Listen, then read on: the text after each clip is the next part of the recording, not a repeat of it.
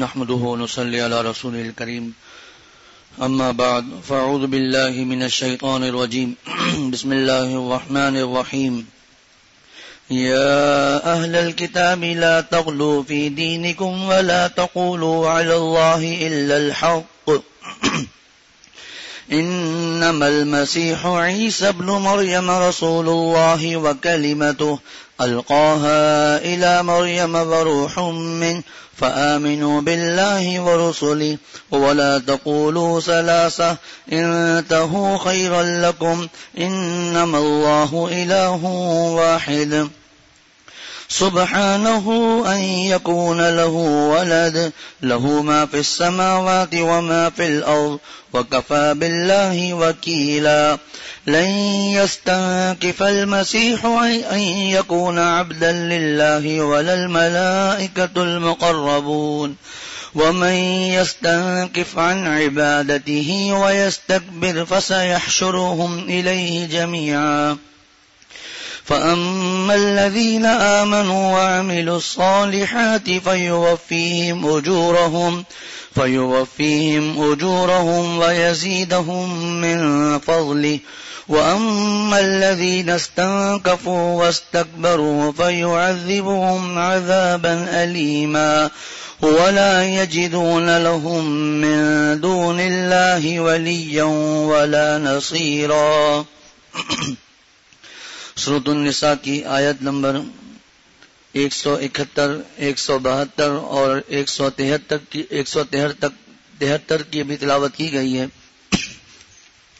171ویں آیت تو گزشتہ درس میں بھی پڑھی گئی تھی، اور اس آیت پر سورۃ النساء کے 23 رکوع اور لا يحب اللہ الجہر چھٹے پارے کے 3 رکوع مکمل ہو جاتے ہیں، اور اس کے بعد 172 اور 173 یہ 2 آیتیں سورۃ النساء کے آخری رکوع 24ویں رکوع کی پہلی 2 آیتیں ہیں، اور لا يحب اللہ الجہر پارے کا 4تھا رکوع ہے. گزشتہ درس میں یہ بات عرض کی گئی تھی کہ اس سے پچھلی آیتوں میں یہود کے بارے میں مضامین بیان ہوئے ہیں، ان کی خرابیاں، ان کی شرارتیں، انبیاء علیہ الصلوۃ والسلام کو ستانا، ان کو شہید کرنا، طرح طرح کے مطالبے کرنا. اس کے بعد آج جو آیت پڑھی گئی ہے، ان آیتوں میں اصل خطاب تو نصارہ کو ہے. ہر درس میں وضاحت میں کرتا ہوں کہ اس سے مراد عیسائی ہیں، لیکن ان کو عیسائی نہیں کہنا چاہیے، نصارہ کہنا چاہیے. ایک وجہ تو یہ ہے کہ وہ عیسائی عام طور پر کافروں کے لیے کہا جاتا ہے، حالانکہ نسبت حضرت عیسیٰ علیہ السلام کی طرف ہے، تو یہ کہنا مناسب نہیں. اسی طرح اگر کہا بھی جائے تو اس کا مطلب یہ ہونا چاہیے جو حضرت عیسیٰ علیہ السلام کو ماننے والے ہوں. یہ تو حضرت عیسیٰ علیہ السلام کو بھی صحیح طرح نہیں مانتے. اور پھر کئی دروس میں یہ بات گزر چکی ہے کہ ہر دور میں جو نبی تھے ان کے دور میں وہی مذہب تھا. حضرت موسیٰ علیہ السلام کے دور میں یہودی مذہب اصل تھا، حضرت عیسیٰ علیہ السلام کے زمانے میں نصارہ ہی اصل مذہب تھا. اور جب آپ صلی اللہ علیہ وسلم پر وحی نازل ہوئی تو پچھلی تمام کتابیں منسوخ ہو گئیں. کتابیں تو اللہ کی ہیں لیکن ان پر عمل نہیں کریں گے، اور اب صرف آپ صلی اللہ علیہ وسلم کا دین ہی اصل دین ہے. ان الدین عند اللہ الاسلام. تو اس آج کی درس کی پہلی آیت میں اصل خطاب تو شروع میں فرمایا یا اہل الکتاب، اے اہل کتاب، جس میں یہود اور نصارہ دونوں آ جاتے ہیں، اور ان کو یہ کہا گیا لا تغلو فی دینکم، تم اپنے دین میں حد سے مت نکلو. تو گزشتہ درس میں غلوف کے بارے میں ہی بات ہوتی رہی کہ نصارہ نے کیا غلوف کیا اور یہود نے کیا غلوف کیا، وہ بات تو ہو گئی. اس کے بعد آج ہم کیا غلو کر رہے ہیں اس کے بارے میں باتیں ہوئی تھی. تو ان کو تو یہود نے تو یہ غلوف کیا کہ انہوں نے حضرت عزیر علیہ السلام کو اللہ تعالیٰ کا بیٹا کہہ دیا. اللہ تعالیٰ قرآن پاک میں ارشاد فرماتے ہیں وقالت اليهود عزیر ابن اللہ، اور اس کے ساتھ ساتھ حضرت عیسیٰ علیہ السلام کو گالی دی، ان کی ماں کو گالی دی، ان کو جادوگر کہتے تھے، اللہ کا رسول نہیں مانتے تھے. اور نصارہ کے 3 عقیدے بیان ہوئے کہ 3 قسم کے نصارہ ہیں. ایک تو نصارہ وہ ہیں جو یہ کہتے ہیں کہ حضرت عیسیٰ علیہ السلام اللہ تعالیٰ کے بیٹے ہیں. ان تینوں عقید جو تینوں یہ عقائد رکھتے ہیں، تینوں کی تردید اللہ تعالیٰ نے قرآن پاک میں فرمائی۔ بعض نصارہ تو وہ ہیں جو یہ کہتے تھے کہ ان اللہ هو المسیح ابن مریم، کہ اللہ ہی مسیح ابن مریم ہے، اللہ تعالیٰ ہی ان کے حضرت عیسیٰ علیہ السلام کے اندر حلول کر گئے۔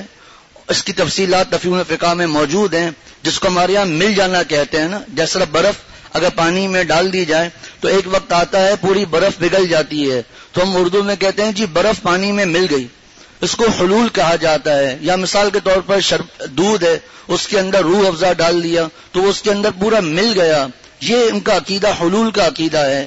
اس کے پر حضرت مفتی نعیم صاحب دامت برکاتہم نے اپنی کتاب تفہیم الفقہ میں تفصیل کے ساتھ اس کو بیان کیا ہے۔ بار بار عرض کرتا ہوں، ہر مسلمان کو پتا ہونا چاہیے ہمارا عقیدہ کیا ہے۔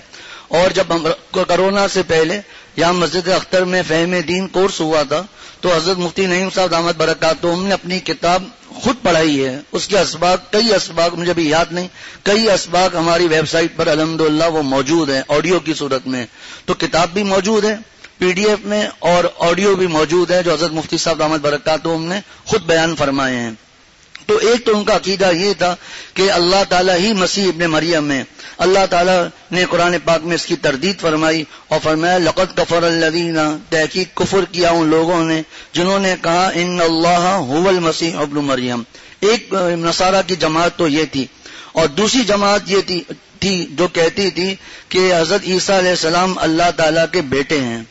اس کی تردید بھی قرآن پاک میں اللہ تعالیٰ نے جگہ جگہ فرمائی کہ یہ جو کہتے ہیں کہ اللہ تعالیٰ کے حضرت عیسیٰ علیہ السلام بیٹے ہیں، تو اس کی بھی اللہ تعالیٰ نے تردید فرما دی کہ ابھی ہم آیت میں بھی انشاءاللہ پڑھیں گے کہ قل هو اللہ احد اللہ الصمد لم یلد ولم یولد ولم یکن لہ کفوا احد، اس کی بھی تردید۔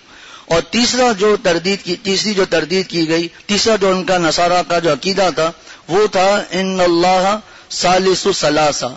وہ یہ کہتے تھے کہ خدا کسی ایک کا نام نہیں ہے، تین کے مجموعے کا نام خدا ہے، تین لوگ جب مل جائیں گے تو وہ ایک خدا ہے۔ وہ تین کون ہیں نصارہ کے عقیدے کے مطابق؟ نمبر 1 اللہ خود، نمبر 2 حضرت عیسیٰ علیہ السلام، نمبر 3 حضرت جبرائیل علیہ السلام روح القدس۔ اور بعض نصارہ کہتے ہیں کہ نہیں، اللہ اور حضرت عیسیٰ اور حضرت مریم ان تین کا مجموعہ یہ خدا ہے۔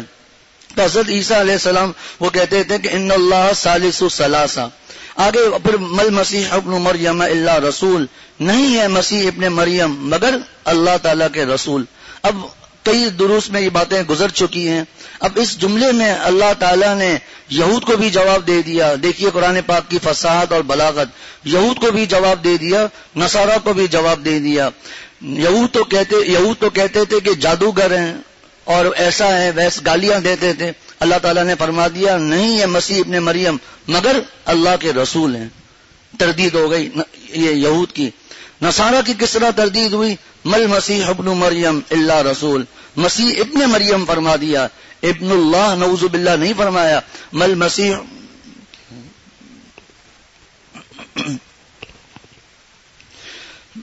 مل مسیح ابن مریم الا رسول، مسیح ابن مریم ہے۔ آگے کیا پیارے انداز سے اللہ تعالیٰ نے تردید فرمائی، فرمایا کانا یا کلان طعام، مسیح ابن مریم اور خود ان کی والدہ عیسیٰ حضرت مریم علیہ السلام یہ دونوں تو کھانا بھی کھاتے ہیں اور اللہ کھانے پینے سے پاک ہے۔ حضرت مفتی نعیم صاحب دامت برکاتہم نے اپنی کتاب تفہیم الفقہ میں حضرت مولانا قاسم نانوتوی رحمۃ اللہ علیہ کا ایک بڑا زبردست ملفوظ نقل کیا ہے، جس کا خلاصہ یہ ہے کہ یہ کیسا عقیدہ ہے جو تم لوگ یہ بیان کرتے ہو کہ یہ عقل میں آنے والا بھی عقیدہ ہے یا نہیں کہ اللہ تعالیٰ نے حضرت عیسیٰ علیہ السلام میں حلول کر دیا، اور حضرت عیسیٰ علیہ السلام تو کھاتے بھی ہیں پیتے بھی ہیں، بول و براز کا بھی معاملہ ہے، اور تمہارا تو یہ عقیدہ ہے کہ ان کو پھانسی پر بھی نعوذ باللہ لٹکا دیا گیا۔ گزشتہ دروس میں گزر چکا کہ یہود کا تو یہ عقیدہ ہے کہ حضرت عیسیٰ یہود کا عقیدہ یہ ہے کہ ہم نے حضرت عیسیٰ علیہ الصلوۃ والسلام کو پھانسی دے دی، وہ مر گئے، لیکن نصارہ کا یہ عقیدہ ہے پھانسی تو دی ہے لیکن اب اللہ کے پاس چلے گئے یا دفن ہو گئے. اور مسلمانوں کو کیا عقیدہ ہے اہل اسلام کا؟ وما قتلوه وما صلبوه، نہ ان کو قتل کر سکے نہ ان کو سولی پر لٹکا سکے، ولکن شبیہ لہم، لیکن ان پر معاملہ مشتبہ پڑ گیا. وہ معاملہ کیا مشتبہ پڑا تھا اس کی وضاحت گزشتہ دروس میں گزر چکی ہے. تو فرمایا کہ یہ کیسا عقیدہ ہے کہ اللہ تعالیٰ کے بارے میں تم یہ عقیدہ رکھتے ہو کہ وہ اللہ مسیح عین خدا ہیں، وہ کھاتے بھی ہیں پیتے بھی ہیں، ضروریات زندگی بھی ہیں، بولو براز بھی ہے، سب معاملات.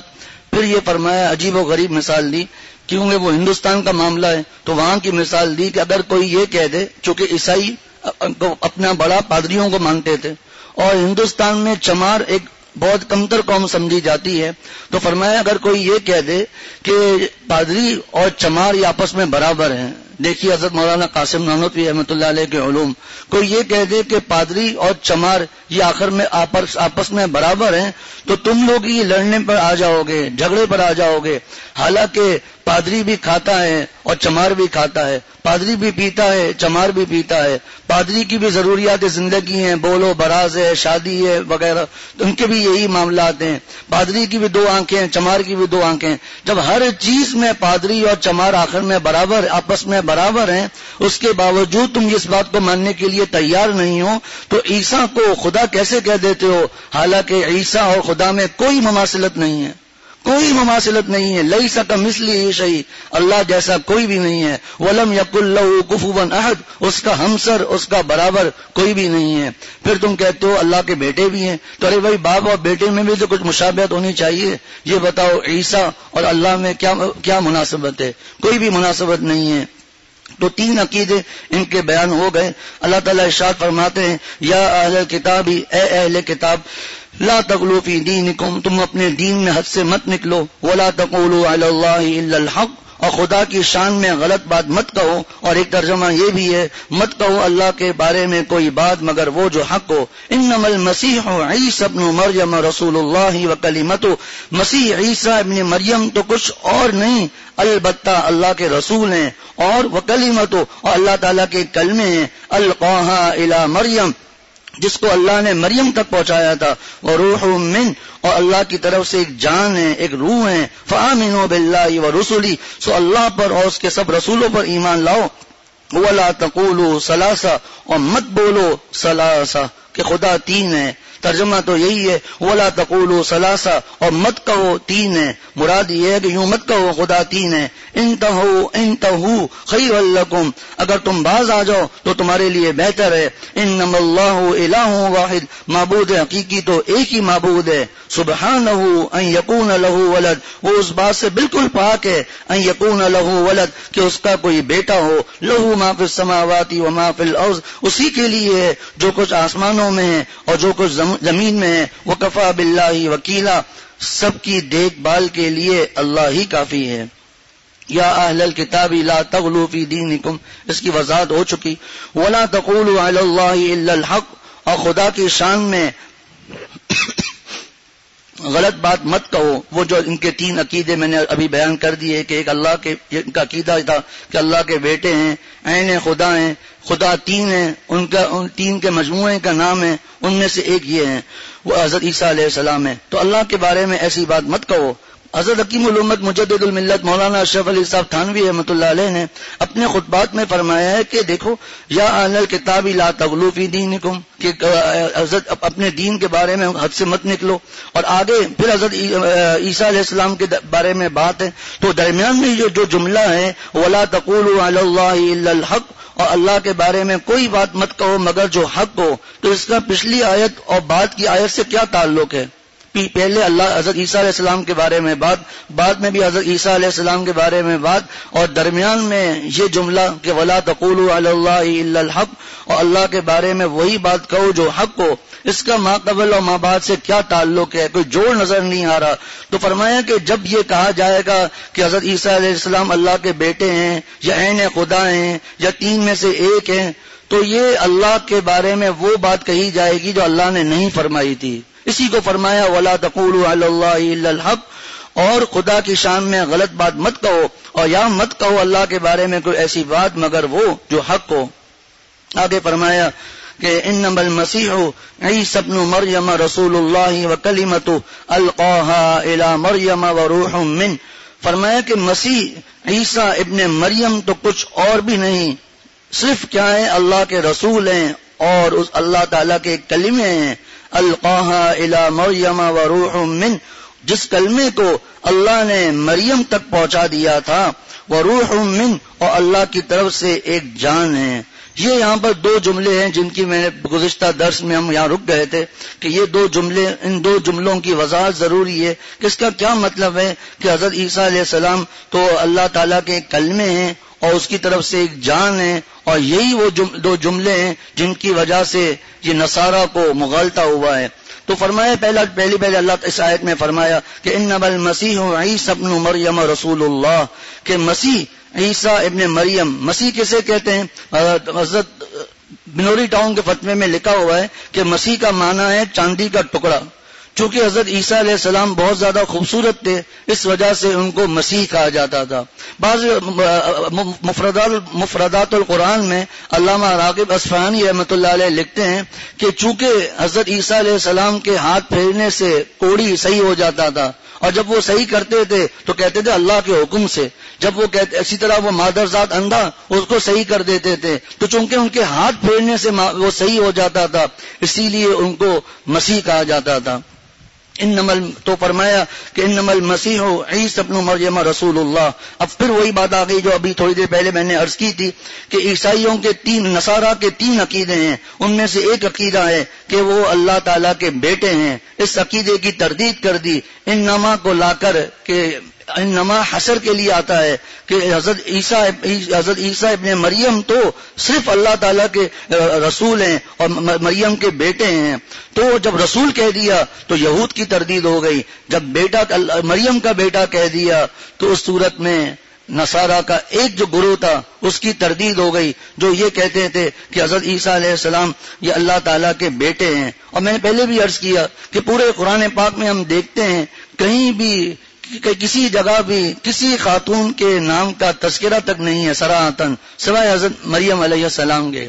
اللہ تعالیٰ نے فرعون کا نام لے کر آ گئے، امرأ فرعون، لیکن حضرت آسیہ رضی اللہ تعالیٰ عنہ کا نام نہیں لائے۔ پورے قرآن پاک میں آپ دیکھ لیں، ام موسیٰ، اخت موسیٰ، امرأ فرعون، امرأ لوط وغیرہ، لیکن عورت کا کہیں بھی نام نہیں آیا۔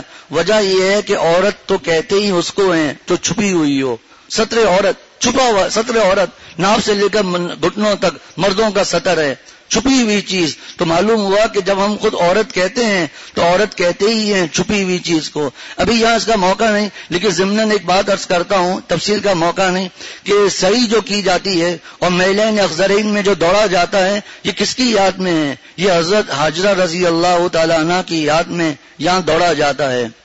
اب عقل تو یہ کہتی ہے کہ چونکہ دوڑنے والی عورت تھی تو آج بھی عورتوں کو ہی دوڑنا چاہیے، عقل کا تقاضا یہ ہے، لیکن چونکہ دوڑنے سے عورت کا پردہ خراب ہوتا ہے، اس لیے اللہ تعالیٰ نے اپنی پیاری بندی کی ادا کو باقی تو رکھا، لیکن مردوں کی صورت میں مردوں کو دوڑنا ہے اور عورتیں اپنی چال سے چلیں گی۔ اور آج کیا ہے، جب علماء کہتے ہیں کہ عورتوں کا یہ کھیل نہیں، یہ ریس نہیں، یہ نہیں، تو علماء پر اعتراض ہوتا ہے۔ حالانکہ عقل کا تقاضا یہ ہے کہ صفا مروہ پر جب دوڑ لگائی جاتی ہے، آج کل جہاں گرین لائٹیں لگی ہوئی ہیں، وہ عقل کا تقاضا یہ ہے کہ عورتوں کو دوڑنا چاہیے کیونکہ عورت کی یاد ہے۔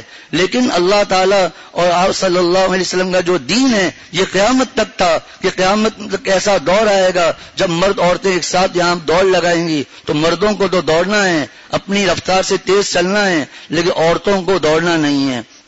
تو حضرت مریم علیہ السلام کا پورے قرآن میں صرف نام آیا تاکہ جگہ جگہ نصارہ کے عقیدے کی تردید ہوتی رہے کہ حضرت عیسیٰ علیہ السلام اللہ تعالیٰ کے بیٹے نہیں ہیں، حضرت مریم علیہ السلام کے بیٹے ہیں۔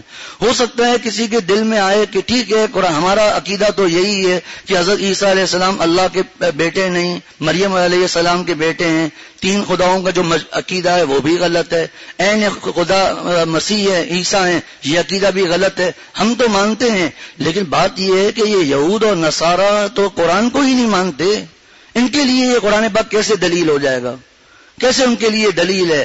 بات یہ ہے کہ اللہ تعالیٰ نے قرآن پاک میں سب کچھ بیان کر دیا ہے. فرمایا الذین آتیناہم الکتاب یعرفونہ کما یعرفون ابناءہم، کہ جو جن کو ہم نے کتاب دی ہے یعنی یہود اور نصارہ، یہ آپ صلی اللہ علیہ وسلم کو اسی طرح پہچانتے تھے جس طرح اپنے بیٹے کو پہچانتے تھے.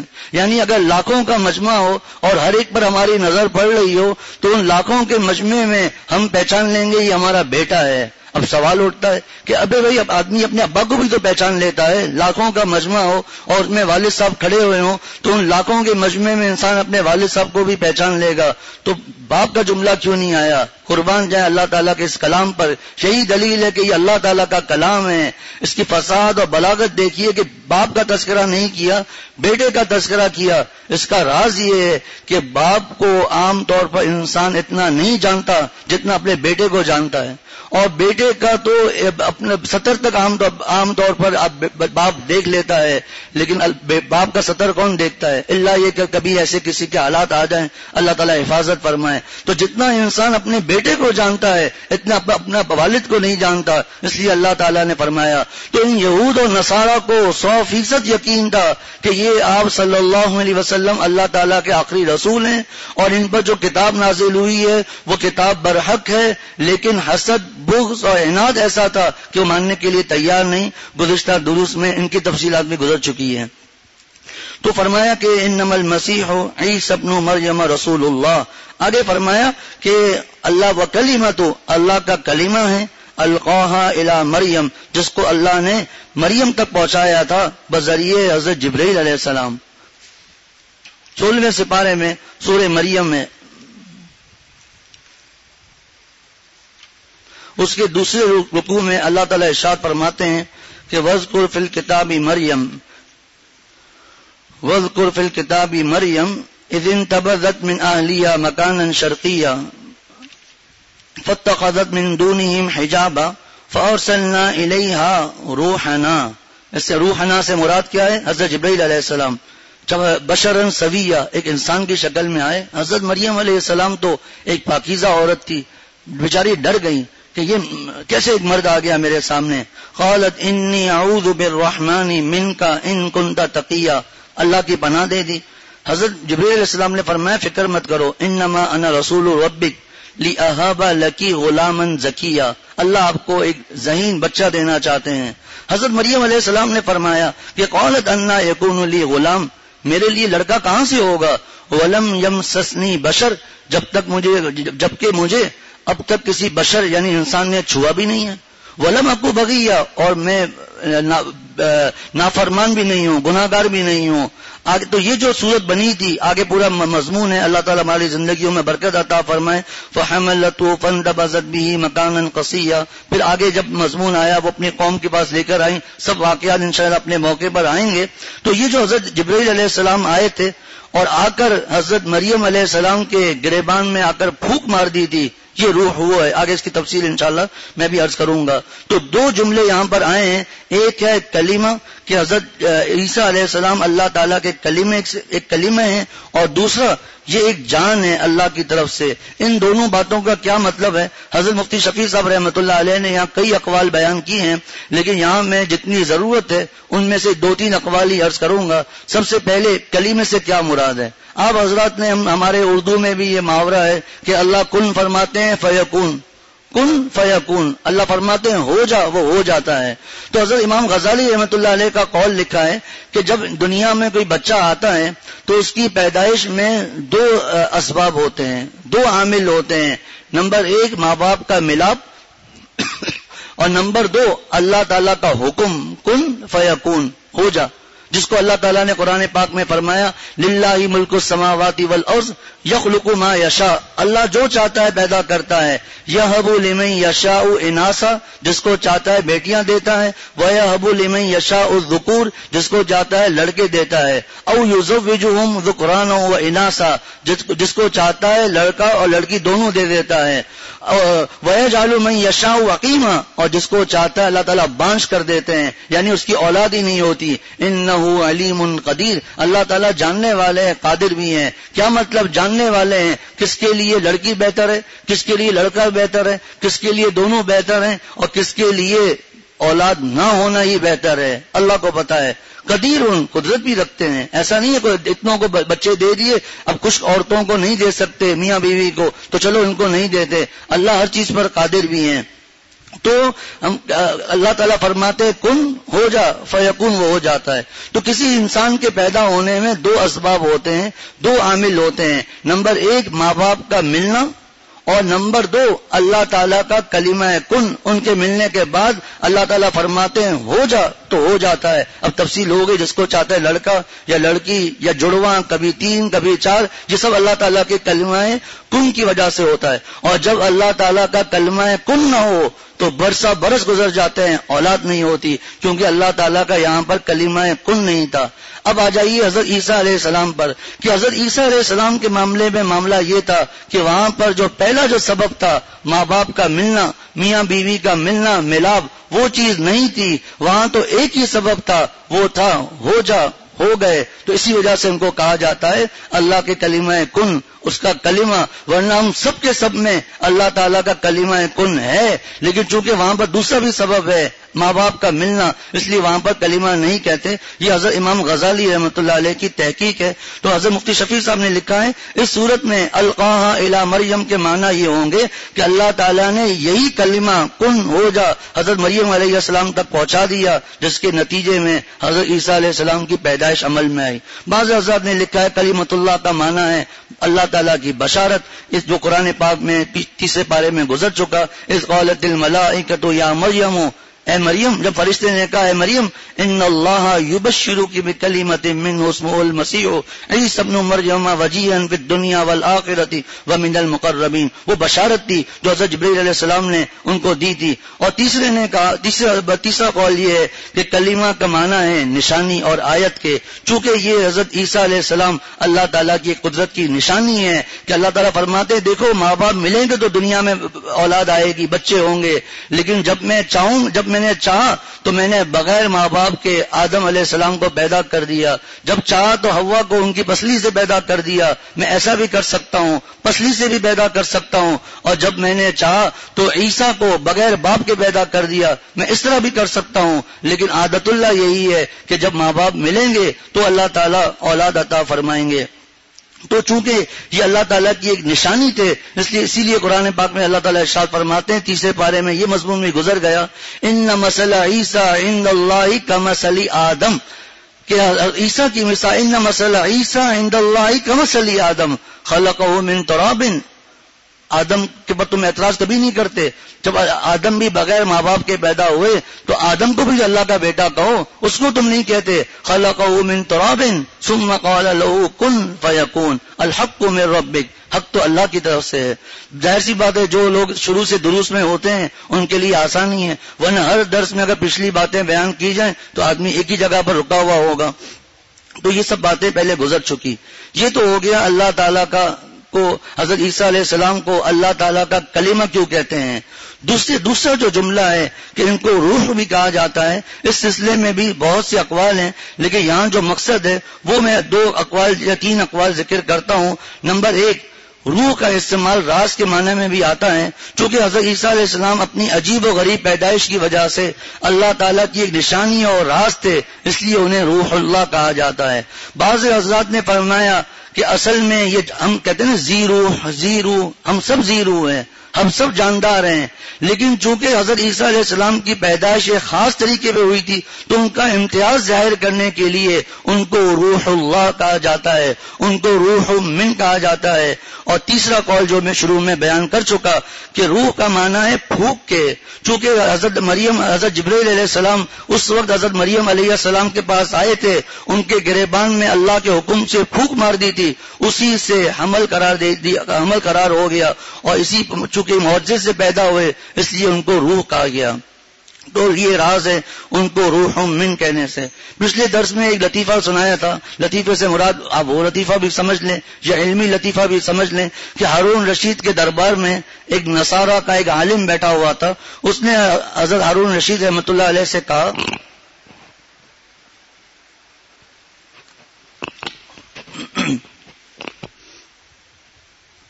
انہوں نے اس عالم نصارہ کے عالم نے ہارون رشید سے کہا کہ آپ ہم سے لڑتے ہیں اور کہتے ہیں کہ حضرت عیسیٰ علیہ السلام اللہ کے بیٹے نہیں، اللہ کے جز نہیں، حالانکہ آپ کے قرآن سے پتہ چلتا ہے کہ حضرت عیسیٰ علیہ السلام اللہ تعالیٰ کے جز ہیں، اللہ تعالیٰ کے بیٹے ہیں، حصہ ہیں. ان عالم نے کہا کیسے، بتاؤ کون سی آیت ہے؟ تو اس نے یہی آیت پڑھ لی کہ القاها الی مریم وروح من. اس بات سے پہلے ایک بات عرض کر دوں، جتنے بھی اہل باطل آئے ہیں ان کی دلیل قرآن اور حدیث ہی ہے، ان کے دلائل قرآن اور حدیث سے ہی ہیں، لیکن صحابہ کے طریقے سے ہٹ کر ہیں. اسی لیے آپ صلی اللہ علیہ وسلم فرمایا سب فرقے جہنم میں جائیں گے، ایک فرقہ جنت میں جائے گا. صحابہ نے عرض کیا کہ اے محبوب صلی اللہ علیہ وسلم وہ کون ہوگا؟ فرمایا ما انا علیہ واصحابی، جو میرے اور میرے صحابہ کے طریقے پر چلے گا. اسی لیے اللہ تعالیٰ نے قرآن پاک میں صحابہ کے ایمان کو معیار بنایا. فَإِنْ آمَنُوا بِمِثْلِ مَا آمَنْتُمْ بِهِ فَقَدِ اهْتَدَوْا، اگر تم ایمان لے آؤ جیسے کہ وہ لوگ ایمان لے آئے تو ہدایت پا جاؤ گے. وَإِذَا قِيلَ لَهُمْ، جب ان سے کہا جاتا ہے آمِنُوا كَمَا آمَنَ النَّاسِ، ایمان لے آؤ جیسے کہ لوگ ایمان لے آئے. درس قرآن میں گزرا تھا، کیا لوگ سے مراد نعوذ باللہ ابو جہل ہے؟ کیا لوگ سے مراد ابو لہب ہے؟ لوگ سے مراد صحابہ ہیں. وَإِذَا قِيلَ لَهُمْ آمِنُوا كَمَا آمَنَ النَّاسِ قَالُوا، منافقین نے کہا أَنُؤْمِنُ كَمَا آمَنَ السُّفَهَاءُ، کیا ہم ایمان لے آئیں جیسے کہ یہ بے وقوف لوگ ایمان لے آئے صحابہ کو. مفسرین فرماتے ہیں سب سے پہلے صحابہ کو گالی دینے والے یہ منافقین تھے، انہوں نے صحابہ کو بے وقوف کہا. اللہ تعالیٰ نے قرآن پاک میں فرمایا الا انہم هم السفہاء ولکن لا یعلمون، خوب غور سے سن لو، یہی لوگ بے وقوف ہیں، تاکید کے ساتھ یہی لوگ بے وقوف ہیں لیکن ان کو پتہ نہیں ہے. صحابہ کا ایمان معیار ہے، صحابہ کا ایمان کسوٹی ہے. ما انا علیہ واصحابی، یہ حضرات صحابہ ہی ہیں. تو فرمایا ما انا علیہ واصحابی، جو میرے اور میرے صحابہ کے طریقے پر چلیں گے. میرے مشکات جلد نمبر 1 کو استاد حضرت مولانا عبد القیوم صاحب دامت برکاتہم نے فرمایا کہ آپ صلی اللہ علیہ وسلم نے یہ کیوں نہیں فرمایا جو قرآن اور حدیث پر چلنے والے ہوں گے وہ کامیاب ہوں گے؟ یہ کیوں فرمایا ما انا علیہ واصحابی کیوں فرمایا؟ حالانکہ ہونا تو یہ چاہیے جو قرآن اور حدیث پر چلیں گے وہ ہیں کامیاب. ما انا علیہ واصحابی کیوں فرمایا؟ فرمایا اس لیے جتنے لوگ باطل ہیں، جتنے باطل فرقے گزرے ہیں، انہوں نے اپنی دلیل قرآن سے ہی بیان کی ہے. تو تم کو یہ دیکھو کہ صحابہ کا کیا مسائل ہیں، صحابہ کے کیا دلائل ہیں، صحابہ کیا فرماتے ہیں. تو فرمایا ما انا علیہ واصحابی.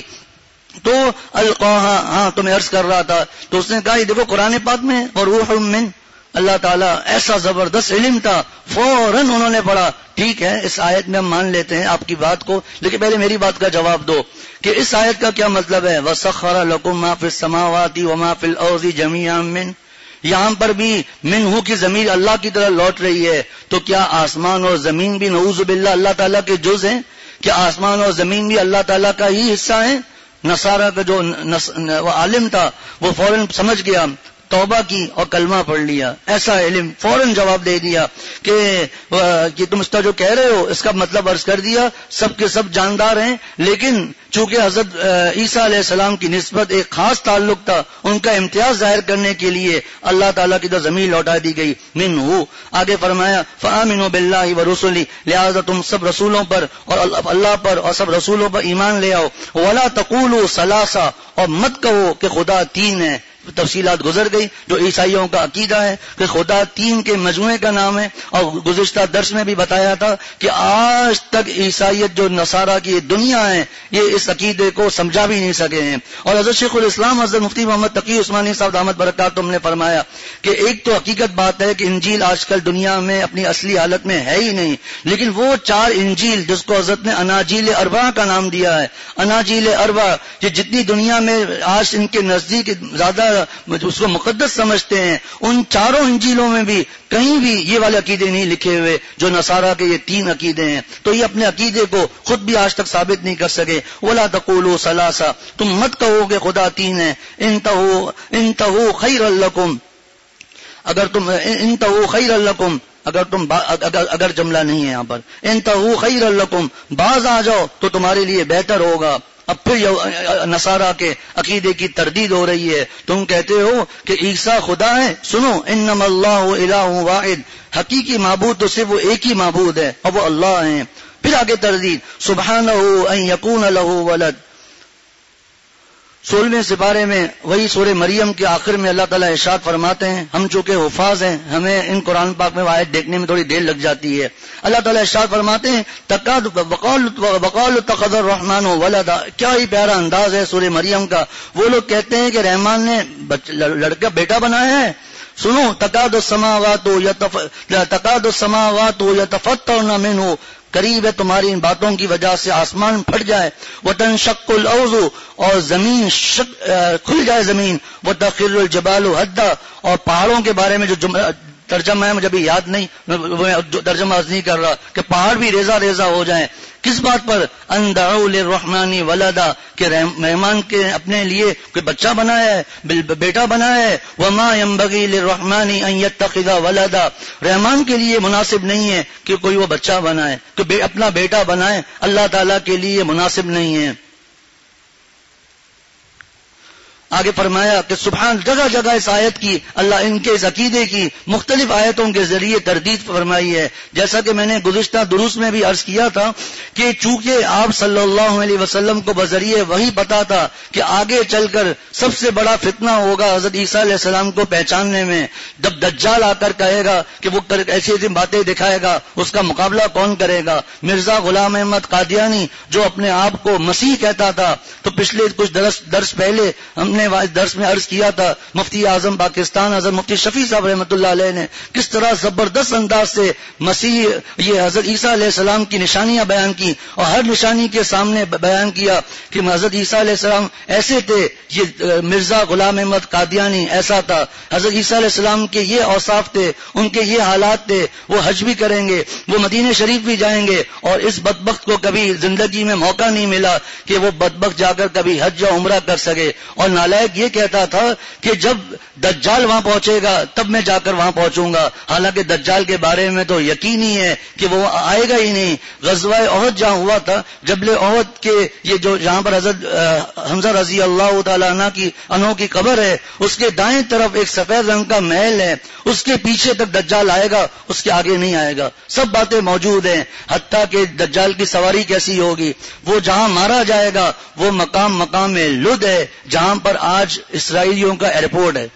وہاں پر جا کر حضرت عیسیٰ علیہ السلام، تو چونکہ یہ ایک بہت بڑا فتنہ تھا یہ آنے والا، تو اس کی اللہ تعالیٰ ان کو مارے گا کون؟ اس فتنے کے خلاف تعاقب کون کریں گے؟ حضرت عیسیٰ علیہ السلام. تو قرآن اور حدیث میں سب سے زیادہ جس نبی کے بارے میں بیان ہوا ہے وہ حضرت عیسیٰ علیہ السلام کے بارے میں ہوا ہے. تو اللہ تعالیٰ نے پھر اس کو فرمایا سبحانہ ان یکون لہ ولد، وہ اس بات سے بالکل ہی پاک ہے کہ اس کا بیٹا ہو. ارے بیٹا ہونا تو دور کی بات ہے، ان کے لیے بیٹا ہونا اس سے بالکل وہ پاک ہیں. سبحانہ ان یکون لہ ولد، کہ وہ اس بات سے بالکل پاک ہیں ان کا کوئی بیٹا ہو. لہ ما فی السماوات و ما فی الارض، اسی کے لیے ہے جو کچھ آسمانوں میں ہے جو کچھ زمین میں ہے. وکفیٰ باللہ وکیلا، سب کی دیکھ بھال کے لیے اللہ کافی ہے. جب اللہ تعالیٰ سب کی دیکھ بھال کے لیے کافی ہے تو اولاد کی ضرورت تو اس کو ہوتی ہے جو محتاج ہو. اللہ تعالیٰ تو خود ہی کافی ہے.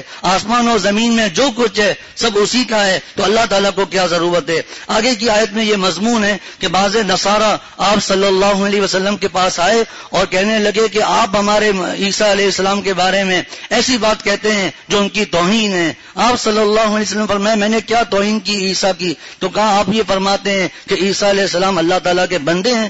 ہاں ایسا ہی ہے، لیکن یہ تو ان کی توہین ہے۔ ارے توہین کس بات کی ہے؟ فرمایا اللہ تعالیٰ نے آیت نازل فرما دی، لن یستنکف المسیح ان یکون عبدا للہ، کہ مسیح یعنی حضرت عیسیٰ علیہ السلام ہر کس خدا کا بندہ بننے سے آر نہیں کریں گے۔ لن یستنکف المسیح، مضارع پر جب لن داخل ہو تو اس کا مطلب ہوتا ہے اس کی تاکید کر دی جاتی ہے، نفی میں تاکید ہو جاتی ہے، اور ترجمہ کریں گے ہر کس آر محسوس نہیں کرتے مسیح کس بات سے؟ ان یکون عبدا للہ، کہ وہ اللہ تعالیٰ کے بندے بنے، وللملائکۃ المقربون، اور نہ مقرب فرشتے، ومن یستنکف عن عبادتی، جو شخص خدا کی بندگی سے عار کرے گا، ویستکبر، اور تکبر کرے گا، فسیحشرهم الیہ جمیعا، سب لوگوں کو اپنے پاس اللہ جمع کرے گا۔ پھر کیا ہوگا؟ فاما الذین آمنوا، پھر جو لوگ ایمان لائے ہوں گے، وعملوا الصالحات، اور انہوں نے اچھے اچھے کام کیے ہوں گے، فیوفیہم اجورہم، تو ان کو ان کا پورا ثواب دیں گے، ویزیدہم من فضلی، اور ان کو اپنے فضل سے اور زیادہ دیں گے، واما الذین استنکفوا، اور جن لوگوں نے عار کی ہوگی، واستکبروا، اور تکبر کیا ہوگا، فیعذبہم عذابا علیما، ان کو سخت دردناک سزا دیں گے، ولا یجدون لهم من دون اللہ ولیا ولا نصیرا، اور وہ اللہ کے علاوہ کسی کو اپنا یار اور مددگار نہ پائیں گے۔ حضرت عیسیٰ علیہ السلام کے بارے میں انہوں نے یہ کہا کہ عیسیٰ کے لیے آپ نے عار اور عیب لگایا ہے۔ آپ صلی اللہ علیہ وسلم نے فرمایا عیب کس بات کا لگایا ہے؟ آپ ان کو خدا کا بندہ کہتے ہیں۔ فرمایا اس میں کوئی عار نہیں۔ حضرت عیسیٰ علیہ السلام نے خود بھی اپنے آپ کو اللہ تعالیٰ کا بندہ کہا ہے۔ مثلا جب وہ پیدا ہوئے اور حضرت مریم علیہ السلام ان کو لے کر آئیں اپنے خاندان کے پاس، فَأَتَتْ بِهِ قَوْمَهَا تَحْمِلُ، کیا الفاظ ہے قرآن پاک کے، لے کر آئیں، اور جو خاندان والے تھے بغیر شادی کے بیٹا ہو گیا۔ یا اخت ہارون، اے ہارون کی بہن، ان کے بھائی تھے، حضرت ہارون مراد نہیں، ان کے بھائی بہت متقی تھے۔ مَا كَانَ أَبُوكِ امْرَأَ سَوْءٍ وَمَا كَانَتْ أُمُّكِ بَغِيًّا، تمہارے تو نہ ابا برے تھے نہ تمہاری ماں ایسی تھی، یہ تم نے کیا کر دیا؟ یعنی تم تو ایک اچھے خاندان کی بچی ہو، تم تو ایک اچھے خاندان کی عورت ہو، تمہارے خاندان میں چیزیں تو نہیں، تم یہ کہاں سے لے کر آ گئی؟ فاشارت الیہ، حضرت مریم علیہ السلام نے اشارہ کر دیا حضرت عیسیٰ علیہ السلام کی طرف۔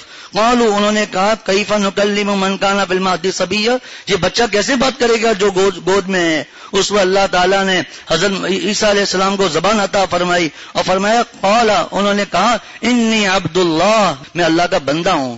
انی عبداللہ، جزاک اللہ، انی عبداللہ، میں اللہ کا بندہ ہوں۔ اور آگے بھی تفصیلات ہیں جن کا یہاں موقع نہیں ہے۔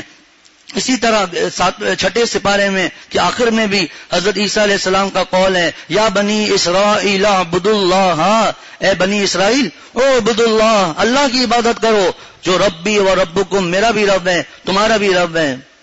تو حضرت عیسیٰ علیہ السلام تو خود اپنے آپ کو کہتے ہیں کہ یا بنی اسرائیل اعبدوا اللہ ربی و ربکم، تو اعبدوا اللہ، اللہ کی عبادت کرو۔ اب حضرت عیسیٰ علیہ السلام اللہ کا بندہ بننے میں کوئی عار محسوس نہیں کرتے تھے۔ اعبدوا اللہ، یعنی نصارہ نے تو یہ کہا نا کہ آپ ان پر عار لگا رہے ہیں، عیب لگا رہے ہیں۔ اعبدوا اللہ ربی و ربکم، آگے فرمایا انہ من یشرک باللہ، جو اللہ کے ساتھ شریک ٹھہرائے، فقد حرم اللہ علیہ الجنۃ، اللہ تعالیٰ اس پر جنت کو حرام کر دیں گے، ومأواہ النار، اور اس کا ٹھکانہ جہنم ہوگا۔ اسی طرح ایک جگہ اللہ حضرت عیسیٰ علیہ السلام نے یہ بھی فرمایا ان اللہ ربی و ربکم، اللہ میرا بھی رب ہے تمہارا بھی رب ہے، فاعبدوا، عبادت کرو۔ تو عبادت اللہ کا بندہ ہونے میں کوئی عار نہیں ہے۔ جو جتنا زیادہ اللہ پر فدا ہوگا وہ اتنا زیادہ بندہ بننے میں اپنے لیے فخر محسوس کرے گا۔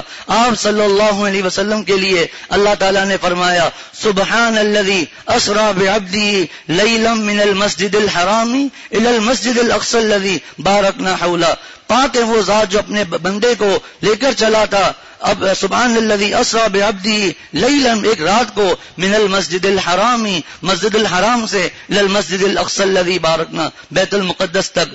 اسی طرح دوسری جگہوں پر بھی فاوحى الی عبدہ ما اوحى، آپ صلی اللہ علیہ وسلم کے لیے اللہ کا بندہ، اللہ نے فرمایا میرے بندے ہیں، تو اس میں کوئی عار نہیں ہے۔ تو جب کوئی عار نہیں ہے تو لن یستنکف المسیح ان یکون عبدا للہ، مسیح بھی کوئی عار محسوس نہیں کریں گے کہ وہ اس بات پر کہ وہ اللہ کے بندے ہوں. وَلَلْ مَلَائِكَةُ الْمُقَرَّبُونَ، اور نہ مقرب فرشتے.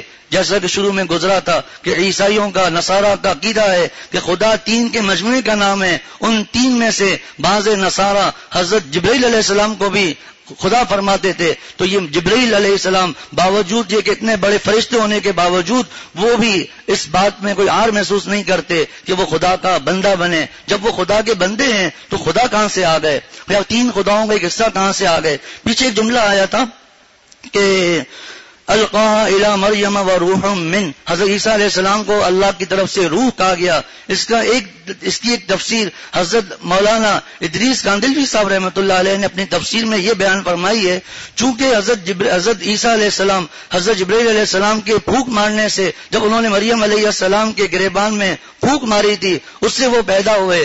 جبرائیل علیہ السلام کی شان یہ ہے تعرج الملائکۃ والروح تنزل الملائکۃ والروح، تو فرشتوں کا آسمان پہ چڑھنا بھی ہے، زمین میں اترنا بھی ہے. تو چونکہ یہ حضرت جبرائیل علیہ السلام کے پھونک سے پیدا ہوئے تو اللہ تعالیٰ نے حضرت عیسیٰ علیہ السلام کو بھی یہ معجزہ عطا کیا کہ وہ ایک مرتبہ ان کا عروج الی السماء ہوا، آسمان کی طرف چڑھنا ہوا. پھر آخر میں ایک وقت آئے گا کہ نزول من السماء بھی ہوگا، آسمان سے بھی نیچے اتریں گے. جب وقت آئے گا اس کی سب نشانیاں احادیث میں موجود ہیں، کس طرح آئیں گے، کہاں اتریں گے، وہ جگہ کون سی ہوگی، سب نشانیاں موجود ہیں. وَمَن يَسْتَنكِفْ عَنْ عِبَادَتِي، جو شخص خدا کی بندگی سے ہار کرے گا، وَيَسْتَكْبِرْ، اور تکبر کرے گا، فَسَيَحْشُرُهُمْ إِلَيْهِ جَمِيعًا، تو خدا ضرور سب لوگوں کو اپنے پاس جمع کریں گے، یعنی حساب کے موقع پر سب کو اپنے پاس جمع کریں گے. دیکھیں یہ معاملہ تو کافروں کا ہے، لیکن میں نے پہلے بھی عرض کیا تھا کہ قرآن کی آیتیں یہ سوچ کر یہ تو کافروں کے لیے ہے، ہمارے لیے نہیں ہے. یہ ایسا نہیں ہے، بلکہ ہمیں بھی اپنے آپ میں دیکھنا چاہیے کہ کہیں ہم اللہ تعالیٰ کا بندہ بننے میں، دیکھیے حضرت عیسیٰ علیہ السلام نے بھی تو فرمایا تھا کہ میں اللہ کا بندہ ہوں، انی عبداللہ. آپ صلی اللہ علیہ وسلم نے کیا ہی خوب حاضری فرمائی کہ دعا میں فرما رہے ہیں کہ اللہم انی عبدک، اے اللہ میں آپ کا بندہ ہوں، وابن عبدک، آپ کے بندے کا بیٹا ہوں، وابن امتک، آپ کی بندی کا بیٹا ہوں. تو یہ جو آگے دعائیں تفصیل کا موقع نہیں ہے، کس طرح دعاؤں میں اپنی عاجزی کو آپ صلی اللہ علیہ وسلم نے ظاہر کیا. تو جو جتنا زیادہ اپنی عاجزی دکھاتا ہے اتنا زیادہ کمال کو پہنچتا ہے. تو اللہ تعالیٰ کے احکامات پر عمل کرنے سے عار محسوس کرنا، ٹخنوں سے نیچے لباس کروں گا تو اوپر کروں گا میرے لیے بے عزتی ہے، یہ عار محسوس ہو رہی ہے.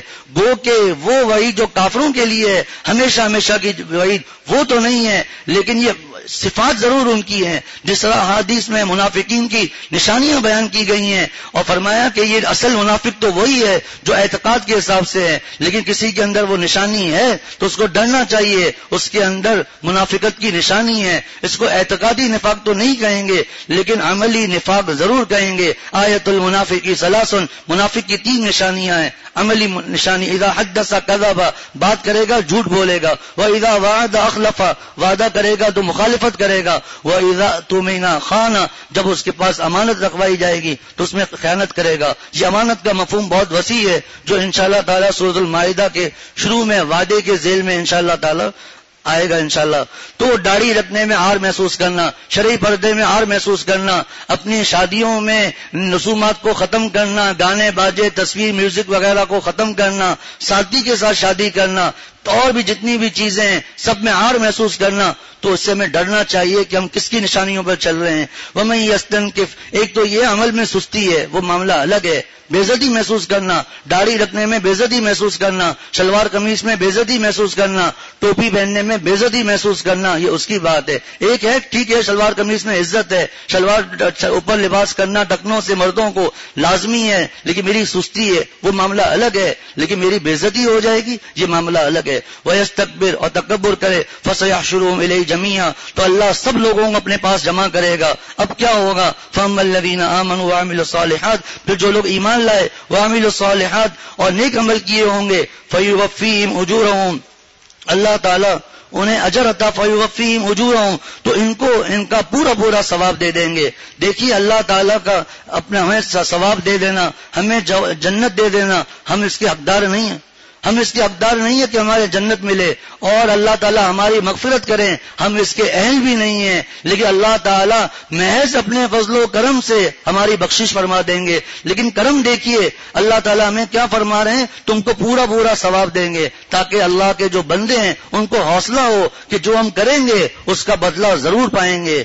اب بدلہ تو پورا پورا دے دیا، لیکن آگے فرما رہے ہیں وَيَزِيدُهُم مِّن فَضْلِ، اور ان کو اپنے فضل سے اور زیادہ بھی دے دیں گے۔ لَهُمْ فِيهَا مَا يَشَاءُونَ وَلَدَيْنَا مزید، جو چاہیں گے ان کو ملے گا اور ہمارے پاس ان کے لیے کچھ اور بھی ہے۔ حضرت شیخ الاسلام مفتی محمد تقی عثمانی صاحب دامت برکاتہم فرماتے ہیں کہ جگہ جگہ اللہ تعالیٰ نے جو فرمایا جنت کی نعمتیں بیان کر کے فرما دیا، کچھ مزید بھی ملے گا، کچھ زائد بھی ہوگا۔ جس طرح 11ویں سپارے میں اللہ تعالیٰ ارشاد فرماتے ہیں لِلَّذِينَ أَحْسَنُوا الْحُسْنَى وَزِيَادَةٌ، جن لوگوں نے بہتر کام کیے، الحسنہ بہترین حالات انہی کے لیے ہیں۔ جب بہترین حالات آ گئے، جنت مل گئی تو اور کیا چاہیے، لیکن فرمایا وہ زیادہ، اس سے بڑھ کر کچھ اور بھی ہوگا۔ کیا مطلب، یہ بڑھ کر کچھ اور جو یہ زیادتی ہے، یہ جو وَيَزِيدُهُم مِّن فَضْلِهِ ہے، یہ لَهُم مَّا يَشَاءُونَ فِيهَا وَلَدَيْنَا مزید، یہ مزید آخر ہے کیا؟ حضرت نے فرمایا کہ یہ ایسا مزید ہے جس کو دنیا کی کوئی زبان اس کو بیان نہیں کر سکتی ہے۔ وہ مزید ہوگا کیا؟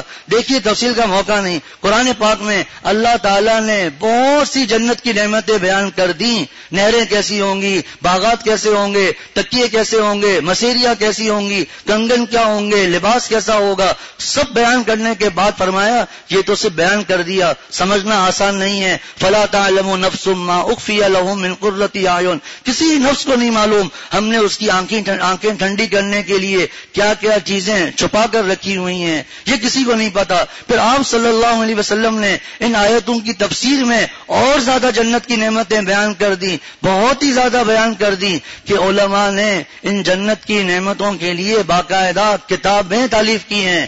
لیکن آپ صلی اللہ علیہ وسلم نے فرمایا کہ میں اتنا کچھ بیان کرنے کے بعد بھی تمہیں جنت کو نہیں سمجھا سکتا، کیونکہ جنت تو اسی وقت سمجھ میں آئے گی جب اس کو دیکھو گے۔ ما لا عین رأت ولا اذن سمعت ولا خطر علی قلب بشر، جنت ایسی ہوگی نہ کسی آنکھ نے دیکھا ہوگا، نہ کسی کان نے سنا ہوگا، نہ کسی کے دل میں اس کا خیال بھی آیا ہوگا۔ ساری دنیا جو آدمی گھوم چکا ہو اس کو کوئی کہے کہ ہم آپ کو اختیار دیتے ہیں کہ ساری دنیا کے جو زبردست آبشاریں ہیں ان زبردست آبشاروں میں سے ایک آبشار کو ایک جگہ لگاؤ، پھر ایک پہاڑ کو، پھر اس کو، پھر فلاں پھول کو، ان تمام چیزوں کو ایک جگہ لگا دو، جنت اس سے بھی بڑھ کر ہوگی۔ تو اللہ اور اس کے رسول صلی اللہ علیہ وسلم نے سب کچھ بیان کر دیا، لیکن فرمایا کہ تم اس کو سمجھ نہیں سکتے۔ جب ان کو نہیں سمجھ سکتے جو نعمتیں، دیکھیے دنیا میں انگور ہے، انار ہے، لیکن وہاں کا انار کیسا ہوگا کوئی سمجھا نہیں سکتا۔ لیکن حضرت مفتی اعظم پاکستان حضرت مفتی شفیع صاحب رحمۃ اللہ علیہ فرماتے ہیں